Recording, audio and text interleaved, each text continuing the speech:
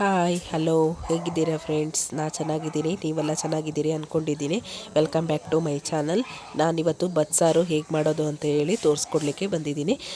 ಬಸ್ಸಾರಿಗೆ ಇಲ್ಲಿ ಕಾಳನ್ನು ನೆನೆಸಿಟ್ಕೊಂಡಿದ್ದೀನಿ, ಕಡಲೆಕಾಳು ಹಾಗೆ ಹೆಸರು ಕಾಳನ್ನ, ಮತ್ತು ಎಲ್ಲ ಥರದ ಸೊಪ್ಪುಗಳನ್ನು ಹೆಚ್ಚಿಟ್ಕೊಂಡಿದ್ದೀನಿ ಸಪ್ರೇಟಾಗಿ. ನೀವು ನೋಡ್ತಿರ್ಬೋದು ಇಲ್ಲಿ. ಹಾಗೆ ಕಡಲೆಕಾಳನ್ನ 2 ಗಂಟೆಯಷ್ಟು ನೆನೆ ಹಾಕಿದ್ದೆ, ಕಡಲೆಕಾಳು ಹಾಗೆ ಹೆಸರು ಕಾಳನ್ನ. ಅದ್ರ ಜೊತೆಗೆ ಒಂದು 4 ಸ್ಪೂನ್ ಆಗೋಷ್ಟು ಬೇಳೆನ ಆ್ಯಡ್ ಮಾಡ್ಕೋಬೇಕು. ನಂತರ ಎಲ್ಲ ನೆಂದ ನಂತರ ಅದಕ್ಕೆ ಕುಕ್ಕರಿಗೆ ಹಾಕ್ಕೋಬೇಕು ಎಲ್ಲ ಥರದ ಕಾಳುಗಳು. ಹಾಗೆ ನಾನಿಲ್ಲಿ ಪಾಲಕ್ ಸೊಪ್ಪು, ಹರವೆ ಸೊಪ್ಪು ಮತ್ತು ಮೆಂತ್ಯ ಸೊಪ್ಪನ್ನು ಎಲ್ಲದನ್ನೂ ಸೇರಿಬಿಟ್ಟು ಇಲ್ಲಿ ಆ್ಯಡ್ ಮಾಡಿಬಿಟ್ಟು ಕುಕ್ಕರಿಗೆ ಹಾಕ್ತಾಯಿದ್ದೀನಿ. ಹಾಗೆ ಅದ್ರ ಜೊತೆಗೆ ಒಂದು ಅಥವಾ 2 ಟೊಮೊಟೊವನ್ನು ಹಾಕ್ಕೋಬೇಕು, ಚೆನ್ನಾಗಾಗುತ್ತೆ. ನೋಡಿ ಫ್ರೆಂಡ್ಸ್, ಇಲ್ಲಿ ಹಾಕ್ತಿದ್ದೀನಿ. ಎಲ್ಲ ತೊಳೆದ್ಬಿಟ್ಟು ಹಾಕ್ಕೊಳ್ಳಿ, ಮಳಲು ತುಂಬಾ ಇರುತ್ತೆ. ಅದ್ರ ಜೊತೆಗೆ ಒಂದು ಈರುಳ್ಳಿ ಹಾಕ್ಕೊಳ್ಳಿ. ನಂತರ ರೊಟ್ಟಿ ಮಾಡ್ತಾಯಿದ್ದೀನಿ ಪಕ್ಕದಲ್ಲಿ. ರೊಟ್ಟಿ ಮಾಡ್ಕೊತಾನೆ ಅನ್ನ ಸಾಂಬಾರು ಎಲ್ಲ ಪ್ರಿಪೇರ್ ಮಾಡ್ಕೊಬಿಡ್ತೀವಿ. ರೊಟ್ಟಿ ಆಗ್ತಿದ್ದಂಗೆ ಸಾರು ಹಾಗೂ ಅನ್ನನೂ ಅದ್ರ ಜೊತೆಗೆ ಮಾಡಿಬಿಡ್ತೀವಿ. ನೆಕ್ಸ್ಟು ಪಕ್ಕದಲ್ಲಿ ತಿಂಡಿಗೆ ಬಂದಿದ್ದರು, ಅವರಿಗೆಲ್ಲ ಬಿಸಿ ಬಿಸಿ ರೊಟ್ಟಿಗೆ ಕೊಟ್ಕೊತ ಹಾಗೆಯೇ ಇಲ್ಲಿ ಬಸ್ಸಾರಿಗೆ ಪ್ರಿಪೇರ್ ಮಾಡ್ಕೊತ ಎಲ್ಲ ಕೆಲಸ ಮಾಡ್ಕೊತಾ ಇದ್ದೀನಿ. ಫ್ರೆಂಡ್ಸ್, ನೀವೆಲ್ಲ ರೊಟ್ಟಿ ಎಲ್ಲ ಯಾವ ಥರ ಮಾಡ್ತೀರಿ ಅಂತ ಕಮೆಂಟಲ್ಲಿ ಹೇಳಿ. ನಾವು ಉಕ್ಕುರಕ್ಕೆ ಮಾಡ್ಕೊಂಡು ಮಾಡ್ತೀವಿ, ಯಾಕಂದರೆ ಒಂದು 70ರಿಂದ 80 ರೊಟ್ಟಿ ಬೇಕಾಗುತ್ತೆ. ಅದಕ್ಕಾಗಿ ಒಂದು 10ರಿಂದ 20 ರೊಟ್ಟಿನ ಪ್ರೆಸ್ ಮಾಡಿ ಪಕ್ಕದಲ್ಲಿ ಇಟ್ಕೊಂಡಿರ್ತೀವಿ. ಒಂದೊಂದನ್ನೇ ಬೇಯಿಸಿದಾಗೂ ಹಾಗೆ ಒಂದೊಂದನ್ನೇ ಹಾಕ್ತಾ ಹೋಗ್ತೀವಿ. ಮತ್ತು ಪ್ರೆಸ್ ಮಾಡ್ಕೊತ ಪಕ್ಕದಲ್ಲಿ ಬೇರೆಯವರು ಪ್ರೆಸ್ ಮಾಡಿಕೊಡ್ತಾ ಇರ್ತಾರೆ, ಮತ್ತು ನಾವು ಒಬ್ಬರು ಬೇಯಿಸ್ತಾ ಇರ್ತೀವಿ. ಹಾಗೆ ನಮ್ಮ ಅತ್ತೆ ಕಡ್ದು ಮಜ್ಜಿಗೆ ಚೆನ್ನಾಗೆ ಅಂತ ಹೇಳ್ತಾರೆ, ಅದಕ್ಕಾಗಿ ಕಡಿತಾ ಇದ್ದಾರೆ ಇವಾಗ. ಮಿಷನ್ಗಿಂತ ಕಡ್ದು ಮಜ್ಜಿಗೆ ಚೆನ್ನಾಗೆ ಅಂತ ಹೇಳಿ. ನೋಡಿ ಫ್ರೆಂಡ್ಸ್, ಬೆಣ್ಣೆ ತೆಗಿತಾ ಇದ್ದಾರೆ. ನಮ್ಮ ಮನೇಲಿ ಒಂದು ಎಮ್ಮೆ ಇದೆ. ಎಲ್ಲರೂ ಹಾಲು ಯೂಸ್ ಮಾಡಿಬಿಟ್ಟು ಇಷ್ಟು ಉಳಿಯುತ್ತೆ.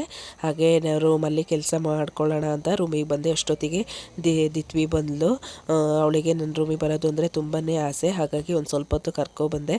ತುಂಬ ದಿನ ಆಗಿತ್ತಲ್ಲ, ನಿಮಗೆಲ್ಲ ತೋರಿಸ್ದೆ ನಾನು ಅವಳನ್ನ. ಹಾಗಾಗಿ ಅವಳನ್ನ ಇಲ್ಲಿ ಕರ್ಕೊಬಂದು ಆಟಾಡಿಸ್ತಾ ಇದ್ದೀನಿ. ಅವಳಿಗೆ ನಮ್ಮ ರೂಮಿಗೆ ಬರಲಿಕ್ಕೆ ತುಂಬಾ ಆಸೆ ಅಂದರೆ ತುಂಬಾ ಆಸೆ. ಹಾಗಾಗಿ ಒಂದು ಸ್ವಲ್ಪ, ನೀವೆಲ್ಲ ನೋಡಿದೆ ತುಂಬ ದಿನ ಆಯ್ತಲ್ಲ, ಹಾಗಾಗಿ ಒಂದು ಸ್ವಲ್ಪ ತೋರಿಸೋಣ ಅಂತ ಹೇಳಿಬಿಟ್ಟು ಒಂದು 5 ನಿಮಿಷ ಅವಳನ್ನ ಕ್ಯಾಪ್ಚರ್ ಮಾಡಿಕೊಂಡೆ. ಹಾಗೆ ಅವಳ ಜೊತೆಗೆ ಆಟ ಆಡ್ಕೊತ. ಎಷ್ಟು ಚೆಂದ ಅಲ್ಲ ಮಕ್ಕಳು. ಅವ್ರ ಜೊತೆಗೆ ಏನೋ ಒಂಥರ ಟೈಮ್ ಸ್ಪೆಂಡ್ ಮಾಡಿದರೆ ಮೈಂಡೆಲ್ಲ ಫ್ರೆಶ್ ಅನಿಸುತ್ತೆ. ಎಷ್ಟು ಕೆಲಸ ಮಾಡಿದರೂ ಅವ್ರ ಜೊತೆಗೆ ಒಂದು 5 ನಿಮಿಷ ಟೈಮ್ ಪಾಸ್ ಮಾಡಿದರೆ ರಿಲೀಫ್ ಅನಿಸುತ್ತೆ ಮೈಂಡೆಲ್ಲ. ಹಾಗಾಗಿ ಒಂದು 5 ನಿಮಿಷ 10 ನಿಮಿಷ ರೂಮಲ್ಲಿ ಬಿಟ್ಕೊತೀನಿ ಅವಳನ್ನು. ರೂಮೆಲ್ಲ ಮೆಸ್ಸಿಯಾಗಿದೆ, ಯಾರು ಏನು ಅಂದ್ಕೋಬೇಡಿ. ಹಾಗೆ ಬಸ್ಸಾರಿಗೆ ಇಲ್ಲಿ ಖಾರನ ರೆಡಿ ಮಾಡ್ತಾ ಇದ್ದೀನಿ. ಈರುಳ್ಳಿ, ಬೆಳ್ಳುಳ್ಳಿ, ಬೇವಿನ ಸೊಪ್ಪನ್ನು ಡೀಪ್ ಫ್ರೈ ಮಾಡ್ಕೋಬೇಕು. ನಂತರ ಅದು ಬೆಂದ ನಂತರ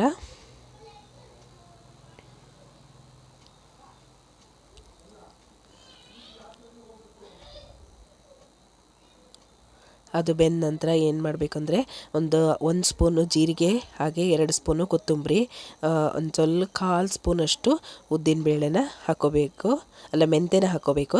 ನೆಕ್ಸ್ಟು ಮತ್ತೆ 1/4 ಸ್ಪೂನಷ್ಟು ಉದ್ದಿನಬೇಳೆನ ಕಂದು ಬಣ್ಣ ಬರೋವರೆಗೆ ಹುರ್ಕೋಬೇಕು. ಬೇಕಾದವರು ಉದ್ದಿನಬೇಳೆನೇ ಫಸ್ಟು ಹುರ್ಕೋಬೋದು, ಕಂದು ಬಣ್ಣ ಬರ್ಸ್ಕೋಬೋದು. ನಾವಿಲ್ಲಿ ಅತ್ತೆ ಇಲ್ಲಿ ಲಾಸ್ಟ್ ಹಾಕಿ ಸೇರಿಸ್ತಾ ಇದ್ದಾರೆ, ಆ್ಯಡ್ ಮಾಡ್ತಾ ಇದ್ದಾರೆ. ನೆಕ್ಸ್ಟು 1 ಟೊಮೊಟೊ ಹಣ್ಣನ್ನು ಹುರಿಲಿಕ್ಕೂ ಹಾಕ್ಕೋಬೇಕು, ತುಂಬ ಟೇಸ್ಟ್ ಬರುತ್ತೆ. 1 ಟೊಮೊಟೊ ಹಣ್ಣು ಹುರಿಲಿಕ್ಕೆ ಹಾಕ್ಕೊಂಡಿದ್ದೀವಿ. ಹಾಗೆ ಮೆಣಸನ್ನು ಒಂದು ಸ್ವಲ್ಪ ಬೇಯಿಸಿ ಇಟ್ಕೊಂಡಿದ್ವಿ ಪಕ್ಕದಲ್ಲಿ. ನಂತರ ಇಲ್ಲಿ ಖಾರದ ಜೊತೆಗೆ ಒಂದು ಸ್ವಲ್ಪನ ಬೇಯಿಸ್ಕೊತಾ ಇದ್ದೀವಿ. ಜೊತೆಗೆ ಒಂದು ಸ್ವಲ್ಪ ಕಾಯನ್ನು ಆ್ಯಡ್ ಮಾಡ್ಕೊಳ್ಳಿ. ತುಂಬ ಕಾಯಿ ಹಾಕ್ಕೋಬೇಡಿ, ಯಾಕಂದರೆ ದಪ್ಪ ಆಗುತ್ತೆ ಸಾರು, ಅಷ್ಟು ಚೆನ್ನಾಗಿ ಬರೋದಿಲ್ಲ. ಹಾಗೆ ಒಂದು ಸ್ವಲ್ಪ ಹುಣಸೆ ಹಣ್ಣನ್ನು ಹಾಕಿಬಿಟ್ಟು ಖಾರನ ರುಬ್ಕೋಬೇಕು. ಹಾಗೆ ಕುಕ್ಕರಲ್ಲಿ ಬೇಯಿಸಿಟ್ಕೊಂಡಿದ್ವಲ್ಲ, ಅದನ್ನು ರಸನ ಬೇರೆ, ಹಾಗೆ ಸೊಪ್ಪನ್ನು ಕಾಳನ್ನು ಸಪ್ರೇಟಾಗಿ ಮಾಡ್ಕೋಬೇಕು. ಇದಿಷ್ಟು ಒಗ್ಗರಣೆಗೆ.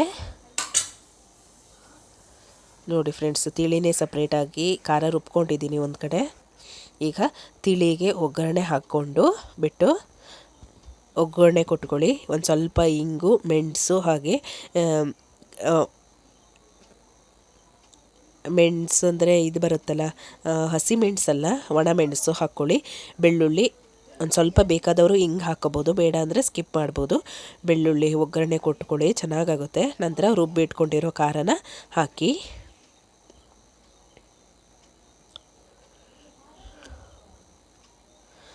ಬೇಕಾದವರು ಬೆಲ್ಲನ ಆ್ಯಡ್ ಮಾಡ್ಕೊಬೋದು, ರುಚಿ ತಕ್ಕಷ್ಟು ಬೆಲ್ಲನ ಹಾಕೋಬೋದು. ಒಂದು ಸ್ವಲ್ಪ ಹಾಕಿದರೆ ಟೇಸ್ಟ್ ಬರುತ್ತೆ.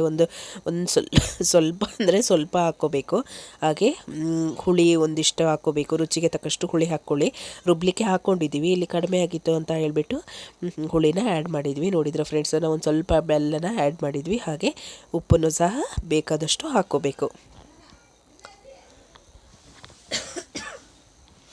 ನೆಕ್ಸ್ಟ್ ಪಕ್ಕದಲ್ಲಿ ಕಾಳಿಗೆ ಅದು ಸಪ್ರೇಟ್ ಮಾಡಿದ್ವಲ್ಲ, ಆ ಕಾಳಿಗೆ ಇಲ್ಲಿ ಸೊಪ್ಪನ್ನು ಹಾಗೆ ಕಾಳನ್ನು ಸಪ್ರೇಟ್ ಮಾಡ್ಕೊಂಡಿದ್ವಲ್ಲ, ಅದಕ್ಕೆ ಇಲ್ಲಿ ಒಗ್ಗರಣೆ ಪ್ರಿಪೇರ್ ಮಾಡ್ಕೊತಾ ಇದ್ದೀವಿ. ಎಣ್ಣೆ ಹಾಕ್ಕೊಂಡ್ಬಿಟ್ಟು ಬೆಳ್ಳುಳ್ಳಿ, ಸಾಸಿವೆ, ಜೀರಿಗೆನ ಹಾಕ್ಕೊಳ್ಳಿ.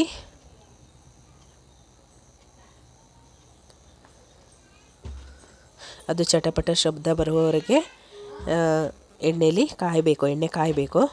ನಂತರ ಹಸಿಮೆಣಸು, ಈರುಳ್ಳಿ, ಬೇವಿನ ಸೊಪ್ಪು, ಬೆಳ್ಳುಳ್ಳಿನ ಹಾಕ್ಕೊಂಡು ನೀಟಾಗಿ ಬೇಯಿಸ್ಕೋಬೇಕು.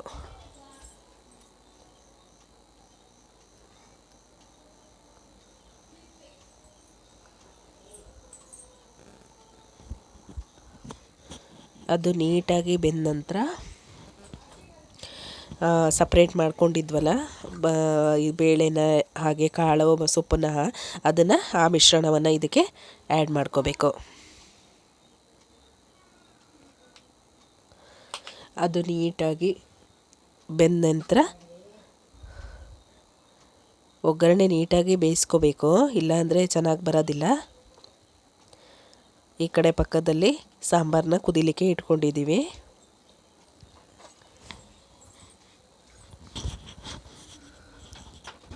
ನೋಡಿ ಫ್ರೆಂಡ್ಸ್, ಇಷ್ಟೇ ತಳೋ ಬರಬೇಕು, ತುಂಬ ಕಾಯಿ ಏನು ಹಾಕ್ಕೋಬೇಡಿ. ತುಂಬ ಕಾಯಿ ಹಾಕ್ಕೊಂಡ್ರೆ ದಪ್ಪ ಬರುತ್ತೆ. ತಳು ಇದ್ರೇ ಟೇಸ್ಟ್ ಬರುತ್ತೆ ತುಂಬಾ. ಮತ್ತು ಬೇಕಾದವರು ಕಾಳನ್ನು ಸಹ ಖಾರ ಜೊತೆಗೆ ಮಿಕ್ಸಿ ಮಾಡಿ ಹಾಕ್ಕೋಬೋದು, ಸಾಂಬಾರಿಗೆ ಸೇರಿಸ್ಕೋಬೋದು. ಆದರೆ ದಪ್ಪ ಆಗುತ್ತೆ, ಅಷ್ಟು ಟೇಸ್ಟ್ ಬರೋದಿಲ್ಲ. ತೆಳ್ಳಗೆ ಇರಬೇಕು ಸಾಂಬಾರು, ತುಂಬ ಟೇಸ್ಟ್ ಬರುತ್ತೆ. ನೋಡಿ ಫ್ರೆಂಡ್ಸ್, ಇಲ್ಲಿ ಬೇಯಿಸ್ಕೊಂಡಿರೋ ಅಡಿಗಡೆ ಇರುತ್ತಲ್ಲ, ಕಾಳು ಸೊಪ್ಪಲ್ಲ, ಅದನ್ನು ಇಲ್ಲಿ ಹಾಕ್ಕೋಬೇಕು. ಇದು ಮುದ್ದೆಗೆ, ಜೋಳದ ಮುದ್ದೆ, ಹಾಗೆ ರಾಗಿ ಮುದ್ದೆಗೆ, ರಾಗಿ ರೊಟ್ಟಿ, ಚಪಾತಿಗೆ ಎಲ್ಲ ತುಂಬಾ ಚೆನ್ನಾಗಾಗುತ್ತೆ. ಈ ಥರ ಮಾಡ್ಕೊಂಡು ನೋಡಿ. ಸೊಪ್ಪು ತುಂಬ ಇರುತ್ತಲ್ಲ ಮನೇಲಿ, ಬೇಕಾದವರು ನುಗ್ಗಿ ಸೊಪ್ಪಲ್ಲಿ ಸಹ ಈ ಟೈಪಲ್ಲಿ ಮಾಡ್ಕೋಬೋದು. ಆ ರೆಸಿಪಿನೂ ಇನ್ನೊಂದು ದಿನ ತೋರಿಸ್ತೀನಿ ಯಾವ ಥರ ಮಾಡ್ತೀವಿ ಅಂತ ಹೇಳಿಬಿಟ್ಟು. ಇದು ನೀಟಾಗಿ ಕುದಿಬೇಕು. ನಂತರ ಒಂದು ಸ್ವಲ್ಪ ಕಾಯನ್ನು ಹಾಕ್ಕೊಳ್ಳಿ, ಮತ್ತು ಒಂದು ಸ್ವಲ್ಪ ಹುಳಿ, ಹಾಗೆಯೇ ಬೆಲ್ಲ, ಉಪ್ಪನ್ನು ಸಹ ಹಾಕಿ ಟೇಸ್ಟಿಗೆ ತುಂಬಾ ಚೆನ್ನಾಗಾಗುತ್ತೆ. ಸಾಂಬಾರಿಲ್ಲಿ ಕುದಿಲಿಕ್ಕೆ ಹತ್ತಿದೆ.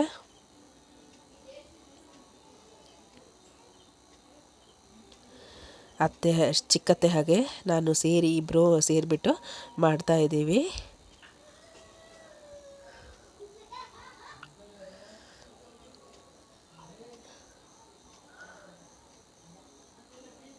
ಇದನ್ನು ಸೈಡ್ಸಿಗೂ ಬಳಸ್ಕೋಬೋದು, ಹಾಗೆ ರೊಟ್ಟಿಗೆ, ಚಪಾತಿಗೆ ಅಂತೂ ತುಂಬಾ ಚೆನ್ನಾಗಾಗುತ್ತೆ. ನೋಡಿ ಫ್ರೆಂಡ್ಸ್, ಇಲ್ಲಿ ಹುಳಿ ಹಿಂಡ್ತಾ ಇದ್ದೀವಿ. ಹುಳಿ ಅಂಶ ಕಡಿಮೆ ಇತ್ತು, ಹಾಗಾಗಿ ಹುಳಿನೂ ಸಹ ಆ್ಯಡ್ ಮಾಡ್ತಾ ಇದ್ದೀವಿ. ನಂತರ ಊಟ ಎಲ್ಲ ಮಾಡಿಕೊಂಡು ಬ್ಯಾಂಕಲ್ಲಿ ಒಂದು ಸ್ವಲ್ಪ ಕೆಲಸ ಇತ್ತು, ಹಾಗಾಗಿ ಬ್ಯಾಂಕಿಗೆ ಹೋದ್ವಿ. ಚಂದ್ರಗುತ್ತಿ ಬ್ಯಾಂಕ್ ಅಂತ ಹೇಳ್ಬಿಟ್ಟು ತುಂಬಾ ರಶ್ ಇತ್ತು. ಹಾಗೆ ಸರ್ವರ್ ಇರಲಿಲ್ಲ, ತುಂಬ ಹೊತ್ತು ವೆಯ್ಟ್ ಮಾಡಿ ಅಲ್ಲಿಂದ ಹಾಗೆ ರಿಟರ್ನ್ ಆದ್ವಿ. ತುಂಬ ಹೊತ್ತು ವೆಯ್ಟ್ ಮಾಡಿದ್ವಿ, ಸರ್ವರ್ ಬರಲೇ ಇಲ್ಲ. ಅತ್ತೇದು ಒಂದು ಸ್ವಲ್ಪ ಕೆಲಸ ಇತ್ತು ಅವ್ರದ್ದು, ಹಾಗಾಗಿ ಕರ್ಕೊಂಡು ಹೋಗಿದ್ದೆ ನಾನು. ಹಾಗೆ ಸರ್ವರ್ ನೆಟ್ಟಲ್ಲಿ ಒಂದು ಸ್ವಲ್ಪ ಕೆಲಸ ಇತ್ತು, ಅಲ್ಲೂ ಕೂಡ ಬಂದು ನೆಟ್ಟಲ್ಲಿ ವಿಚಾರಿಸಿದ್ವಿ.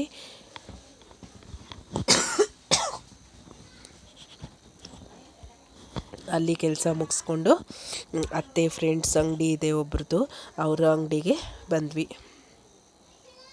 ಹಾಗೆ ಮನೇಲಿ ಅಂಗಡಿ ಇಟ್ಕೊಂಡಿದ್ದಾರೆ ಇವರೇ ನೋಡಿ, ಅತ್ತೆ ಫ್ರೆಂಡ್ಸ್ ಇವರು.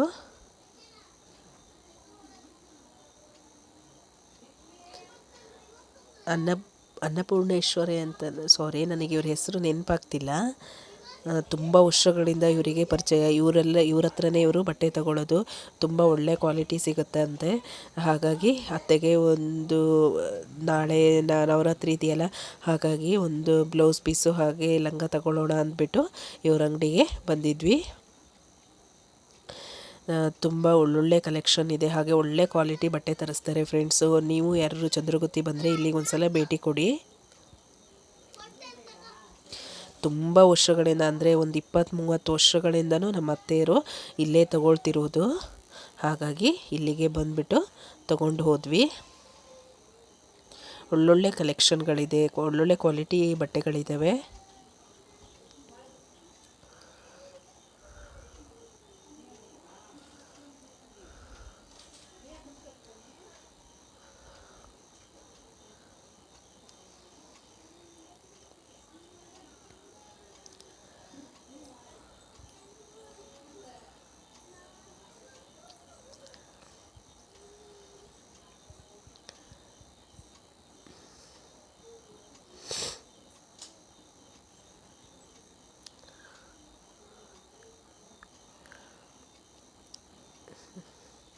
ನೆಕ್ಸ್ಟು ಅಲ್ಲಿಂದ ಬಂದು ಅತ್ತೆಗೆ ಹಾಗೆ ಡ್ರೈವರಿಗೆ ಗೋಬಿ ಮಂಚೂರಿ ತಿನ್ನಿಸೋಣ ಅಂತ ಹೇಳಿಬಿಟ್ಟು ಗೋಬಿ ಕೊಡಿಸ್ಲಿಕ್ಕೆ ಬಂದೆ. ನೆಕ್ಸ್ಟು ನಾನು ಪಾನಿಪುರಿ ತೊಗೊಂಡು ತಿಂದುಬಿಟ್ಟು ಮನೆಗೆ ಬಂದ್ವಿ. ಓಕೆ ಫ್ರೆಂಡ್ಸ್, ಇಲ್ಲಿಗೆ ಬ್ಲಾಗ್ ಮುಗಿಸ್ತಾ ಇದ್ದೀನಿ.